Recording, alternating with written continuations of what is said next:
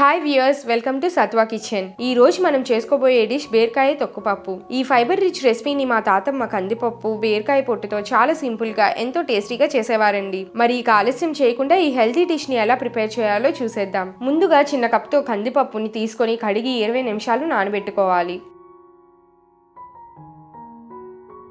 ఒక అర కేజీ తాజా బీరకాయలను తీసుకొని వీడియోలో చూపిస్తున్నట్టుగా వాటి నారను తీసేసి పడేయాలి.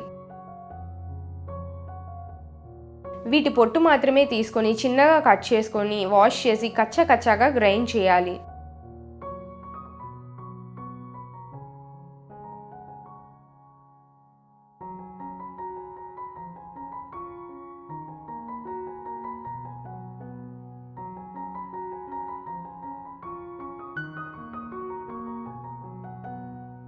ఇప్పుడు ఒక కడాయిలో గ్రైండ్ చేసిన బీరకాయ పొట్టు, ఒక మీడియం సైజ్ ఉల్లిపాయ, 3 పచ్చిమిర్చి, తగినంత ఉప్పు, పావు చెంచా పసుపు వేసి కలుపుకోవాలి.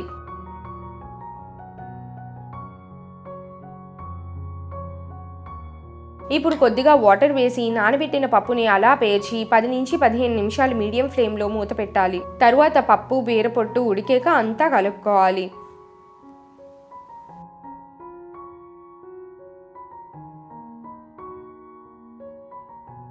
పప్పు పేస్ట్ అవ్వకుండా ఇలా బద్దలుగానే ఉండాలండి. ఇప్పుడు వేరొక కడాయిలో అర టీ స్పూన్ ఆవాలు, అర టీ స్పూన్ జీలకర్ర, 8 నుంచి 10 వెల్లుల్లి రెబ్బలు, 2 ఎండుమిర్చి, 2 రెమ్మల కరివేపాకు వేసి వేయించుకోవాలి. పోపు వేగాక ఉడికిన బీరపొట్టు పప్పుని వేసి కలుపుకోవాలి.